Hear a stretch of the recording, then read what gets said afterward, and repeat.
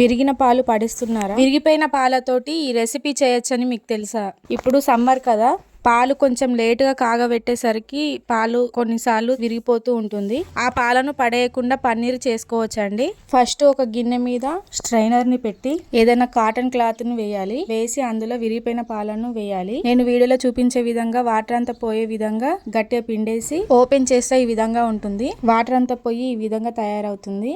దీన్ని మనకు కావాల్సిన షేప్ లో చేసుకోవచ్చు. కర్చీప్ ని నేను ఎలా మడత పెడుతున్నానో అలా మడత పెట్టి దాని మీద బరువును పెట్టాలి. బరువును పెట్టేసి ఒక 2 hours అలానే ఉంచాలి. 2 hours తర్వాత ఓపెన్ చేస్తే మనకి కావాల్సిన షేప్ లో పన్నీర్ రెడీ అయిపోతుంది. చాలా మంది తెలియక పాలు పడేస్తూ ఉంటారు. ఇలా ఒకసారి ట్రై చేయండి. నేను కూడా మా పిల్లలు చిన్న ఉన్నప్పుడు లీటర్ పాలు తీసుకొచ్చినప్పుడు విరిగిపోతుండే, అప్పుడు పడేసేదాన్ని. అలా పడేయకుండా ఇలా ట్రై చేయండి. కర్రీ కూడా సూపర్ గా ఉంటుంది. నెక్స్ట్ ఇలా పీసెస్ లాగా కట్ చేసుకోవాలి. అంతే అండి, పన్నీర్ పీసెస్ అయితే కంప్లీట్ అయిపోయినాయి. ఇక కర్రీ చేసుకోవడమే.